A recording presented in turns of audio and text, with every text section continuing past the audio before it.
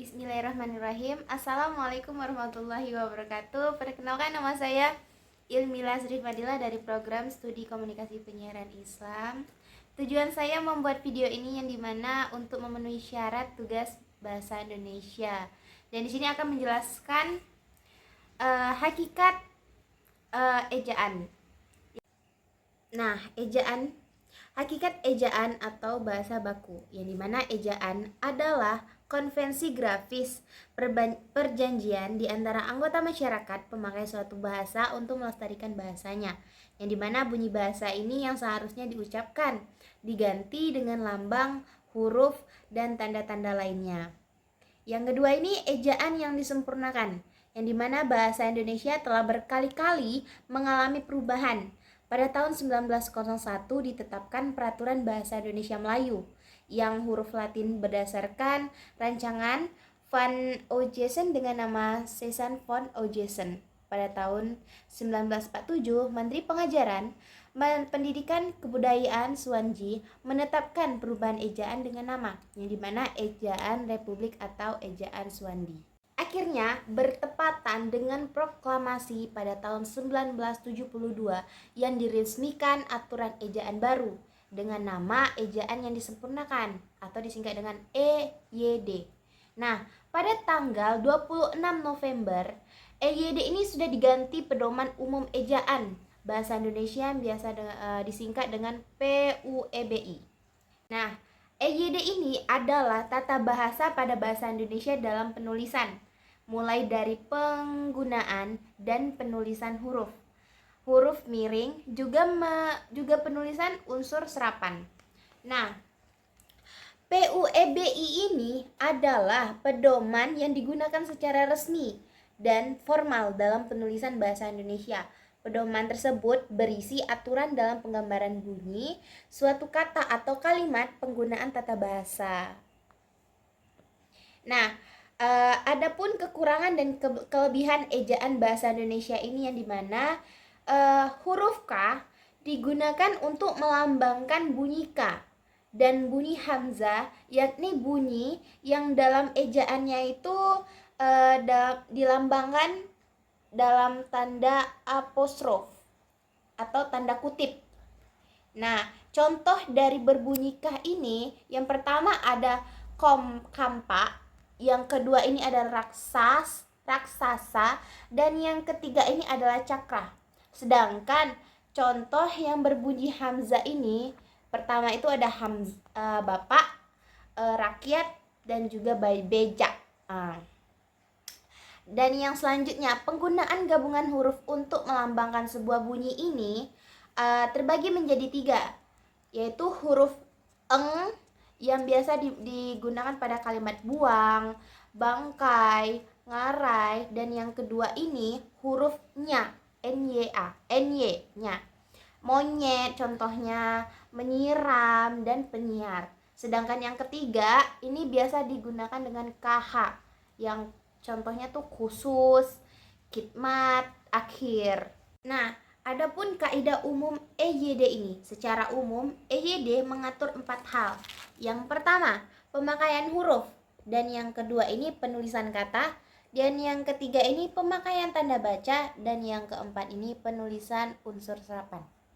Dalam aturan pemakaian huruf yang diatur, huruf abjad, huruf vokal, huruf konsonan, huruf difton, dan gabungan huruf konsonan, huruf kapital, huruf miring, huruf tebal. Yang dimana huruf kapital ini digunakan untuk menulis nama, agama, nama kehormatan, keturunan, nama bangsa, suku, dan bahasa. Huruf kapital juga dipakai pada penulisan abjad kalimat. Awal, petikan langsung, hubungan kekerabatan penulisan kata Anda. Adapun aturan, nanti kita potong aja, nggak apa-apa. Adapun aturan-aturan pemakaian huruf miring ini ada 3 hal. Yang pertama itu nama buku atau majalah, penegasan kata atau kelompok kata, penulisan unsur bahasa asing atau daerah. Dan yang kedua ini penulisan huruf tebal untuk penulisan judul buku, macam seperti bab, bagian bab, daftar isi, daftar tabel, daftar pusaka, indeks, ataupun lampiran. Nah, adapun penulisan unsur serapan ini pertama contohnya iktikot. Ini kan pakai Q kan? Pakai Q. Diganti menjadi iktikat pakai K. Adapun juga nih mukjizat diganti jadi mukjizat. Yang ada lagi nikmat. Nikmat jadi nikmat pakai K. Yang tadinya pakai tanda kutip ini jadi pakai K. Nah, beberapa kaidah yang sering tidak ditaati dalam pemenggalan kata.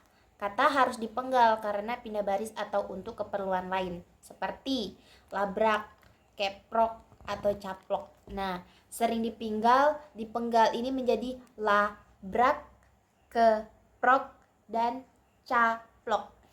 Nah, cara pemenggalan yang benar ini yaitu labrak, keprok, dan juga caplok gitu. Nah, suku kata yang hanya terdiri satu huruf ditinggal sendiri pada akhir barisan atau awal baris gitu. Nah, adapun penulisan kata depan atau partikel. Nah, kata depan ini yang dimana contohnya tuh di dan ke itu harus ditulis terpisah dari kata yang mengikutinya. Beberapa penulisan awal di dan awalan ke yang harus digabung dengan kata dasarnya. Contoh kata depan nih, di pasar, ke kantor, itu kan dipisah. Sedangkan yang kata awalan ini itu ditangkap, itu digabung, ditangkap langsung ketabrak. Nah, jadi beda teman-teman. Adapun penulisan partikel ini dirangkai dengan kata-kata penghubung seperti walaupun, biarpun, meskipun, akan tetapi. Kalau partikel pun dapat diganti dengan kata juga. Contoh yang pertama itu kalau dia pergi, saya pun akan pergi. Yang kedua, di Cianjur, itu berpisah kata di Cianjur. Kami berhenti setengah jam, di Bandung pun kami berhenti setengah jam. Nah, seperti itu teman-teman. Nah, kita lanjut lagi. Penulisan gabungan kata. Penulisannya itu dipisah. Buku tulis, luar negeri, garam dapur. Adapun penulisan kata ulang. Kata ulang merupakan kata yang berbentuk yang dihasilkan dari proses perulangan yang ditulis secara lengkap dengan menggunakan kata hubung. Dan contoh pengulangan kata dasarnya ini yang pertama tuh makan-makan, kadang-kadang, lari-lari, lagu-lagu. Ini jadi kayak berulang gitu. Dan lanjut lagi, perulangan berubah bunyi terjadi apabila salah satu unsur katanya tuh mengalami perubahan bunyi yang dimana kayak vokal atau konsonan. Contohnya ini kata ulang yang pertama serba-serbi, terus bentuk dasarnya itu serba. Nah tuh maknanya itu berbagai. Nah seperti itu. Yang kedua kata ulangnya misalnya tuh sayur mayur, terus bentuk dasarnya itu sayur, terus maknanya itu bermacam-macam, berarti menunjukkan bermacam-macam gitu istilahnya. Yang ketiga nih contohnya warna-warni, yang dimana bentuk dasarnya ini menunjukkan sebuah warna, maknanya itu banyak, berarti warna-warni berarti banyak gitu. Nah selanjutnya itu ada penulisan kata berimbuhan. Nah seperti ankan, itu sifatnya itu terikat dan berfungsi sebagai bentuk kata turunan dari kata dasar. Yang pertama, imbuhan itu seperti contohnya membeli atau memukul ataupun memfitrah. Nah, memfitnah bisa juga. Terus yang imbuhan kedua ini pakai MENY. Nah, contohnya ini menyuruh. Nah, kalimatnya seperti itu. Yang ketiga itu ada men, yang dimana tuh contohnya mendapat. Nah, itu contoh kalimatnya. Mendapat, mentraktir. Nah, itu seperti itu, teman-teman.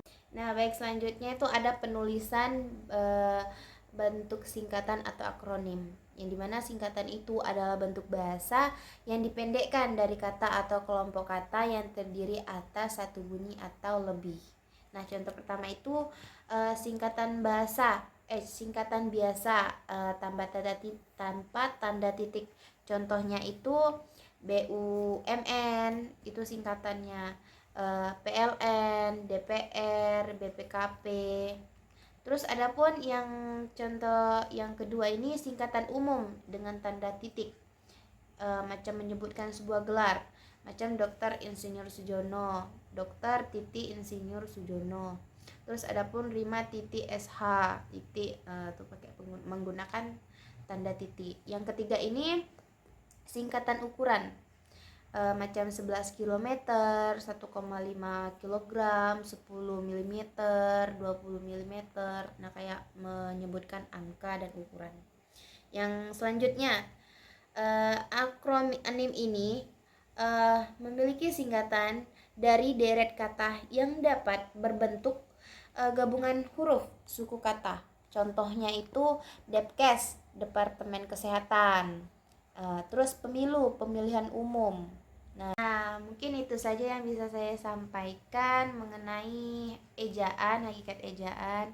Jadi mohon maaf jika ada kekurangan dan kelebihan dan kesalahan kata yang khilaf dalam berkata tadi, mohon dimaafkan, karena sesungguhnya kebenaran itu hanya milik Allah dan kesalahan itu datang dari saya sendiri.